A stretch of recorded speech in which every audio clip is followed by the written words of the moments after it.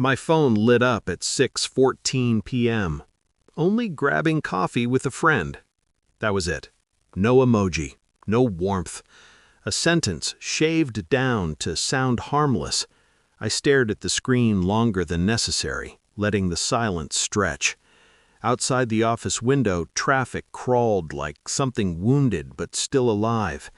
I imagined her saying it aloud, casual, practiced, already bored of the lie. Coffee, I typed slowly. Tell him his wife enjoyed those new photos. Send. The dots appeared instantly, then vanished, then appeared again, frantic, desperate, like a pulse trying to outrun a heart attack. My phone vibrated once, twice, again. I laughed. A short sound. Surprised even me. Shock is fascinating when it's not yours.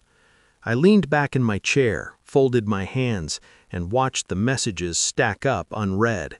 There was a time I would have panicked, asked questions, begged for clarity. That time died quietly weeks ago. What she didn't know, what made this moment so clean, was that I wasn't guessing. I was confirming. The first crack showed itself months earlier, subtle enough to ignore if you wanted peace more than truth. Her phone angled away, her smile delayed by half a second when I entered a room. Names that came up too often, then vanished completely. A double life doesn't announce itself, it whispers. I told myself it was stress, work, distance that comes with time. Marriage has a way of teaching you how to lie to yourself efficiently, until efficiency becomes cruelty. One night she fell asleep with her phone unlocked in her hand. I didn't touch it, not then. I watched the screen dim, the device going dark like an accomplice. That's when I knew. Not because I'd seen anything, because she trusted the dark more than me. The realization didn't hurt the way I expected.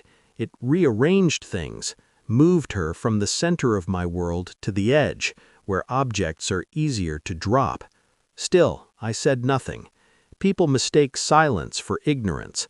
Silence is strategy. I became meticulous. Phone records first, then shared cloud storage she forgot she'd synced to my tablet.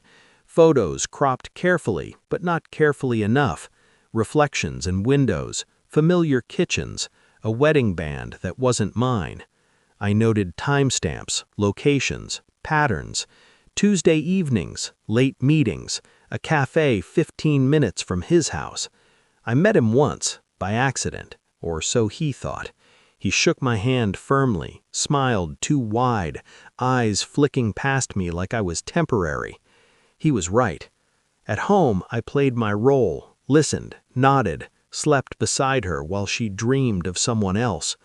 Inside, something sharpened, not rage, precision. Every new piece of evidence didn't add weight, it removed it. Love evaporates when it's dissected.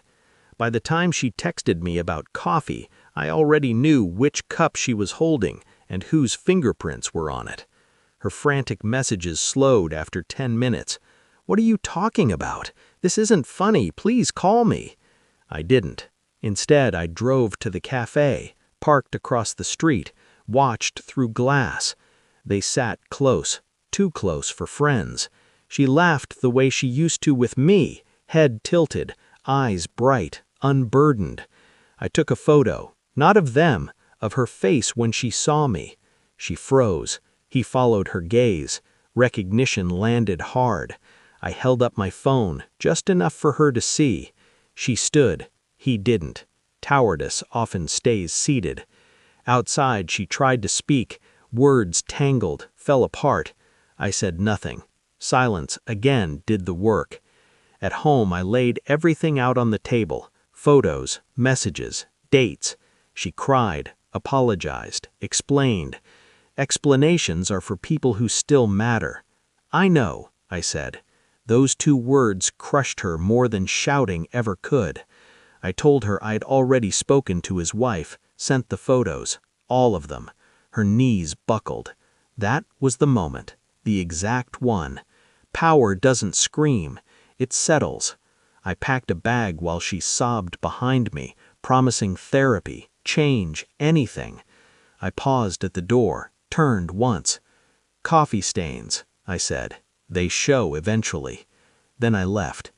People think closure is emotional. It isn't. It's intellectual. Weeks later, the house is quiet. My phone stays silent. Her world is loud now. Lawyers, accusations, fallout she never planned for. Mine is clean. I don't miss her. I miss who I thought she was, and that version never existed. Betrayal doesn't destroy you, it clarifies you, and clarity is freedom without mercy.